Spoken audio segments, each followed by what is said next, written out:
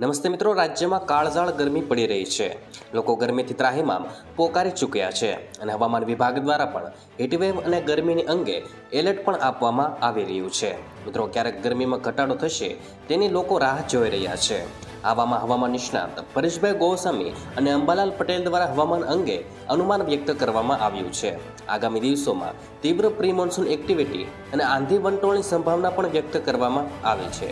મિત્રો, હવામાન નિષ્ણાત પરેશભાઈ ગોસ્વામીએ તેમના યુટ્યુબ વિડીયોમાં જણાવ્યું હતું કે રાજ્યમાં 2 અઠવાડિયાથી ખૂબ ઊંચું તાપમાન ચાલી રહ્યું હતું. 24 અને 25મી મેના રોજ 1 ડિગ્રીનો ઘટાડો નોંધાયો હતો. આ સાથે જ રાજ્યમાં ફરી પ્રી મોન્સૂન એક્ટિવિટી થવા જઈ રહી છે અને 26 થી 30 મે દરમિયાન પણ વરસાદની શક્યતાઓ છે.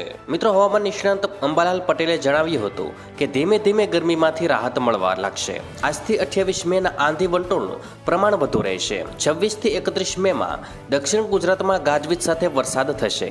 આહવા, ડાંગ, સુરત, સૌરાષ્ટ્રના ભાગોમાં 26 થી 31 મેના સાથે વરસાદ થવાની શક્યતા રહેશે. તેમજ રોહિણી નક્ષત્રમાં વરસાદ થવાનો છે. ઉત્તર ગુજરાત, મધ્ય ગુજરાતના ભાગોમાં અને કચ્છના ભાગોમાં રોહિણી નક્ષત્રમાં વરસાદની શક્યતાઓ રહેશે. મિત્રો, વધુમાં તેમણે કહ્યું હતું કે રેમલ વાવાઝોડાનો ભેજ અને અરબ સાગરના ભેજને કારણે 26 મેથી 4 જૂનમાં આંધી વંટોળ સાથે પ્રી મોન્સૂન એક્ટિવિટી થવાની શક્યતા રહેશે. 8 જૂનથી અરબી સમુદ્ર અને બંગાળના ઉપસાગરમાં ડીપ ડિપ્રેશન બનવાની શક્યતા રહેશે. મિત્રો, 8 થી 14 જૂન સુધીમાં અરબ સમુદ્રમાં વાવાઝોડું બનવાની શક્યતા છે. દક્ષિણ ગુજરાત અને સૌરાષ્ટ્રના ભાગોમાં 7 થી 14 જૂનમાં ચોમાસાનો વરસાદ થવાની શક્યતા રહેશે.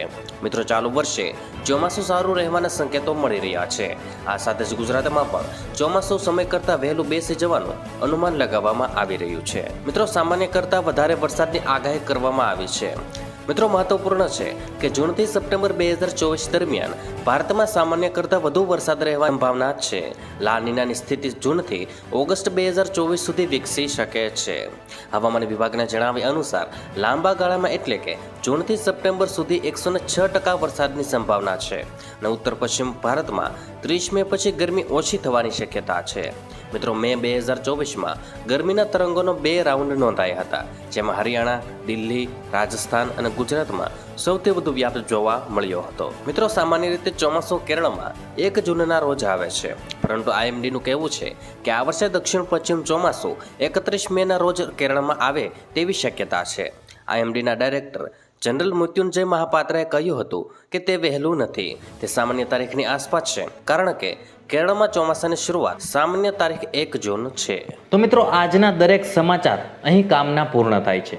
આપને કહેવા લાગ્યા એ કોમેન્ટ બોક્સમાં જણાવી દેજો. અને વિડીયો કામનો લાગ્યો હોય, સમાચાર ઉપયોગી લાગ્યા હોય તો મિત્રો આ વિડીયોને એક લાઈક કરી દેજો, જેથી કરીને અમને પ્રોત્સાહન મળતું રહે અને દરરોજના ખેડૂતને લગતા, હવામાનને લગતા અને ગુજરાતમાં પળે પળના સમાચાર મેળવવા માટે ગુજરાતની આ ચેનલ તાતની વાતને સબસ્ક્રાઇબ કરી લેજો, જેથી કરીને ગુજરાતની દરેક અપડેટ્સ તમને મળતી રહે. તો મિત્રો, હું મળીશ તમને આવતીકાલે નવા સમાચારો સાથે અને નવી માહિતી સાથે. ત્યાં સુધી મિત્રો મને રજા આપશો. ધન્યવાદ.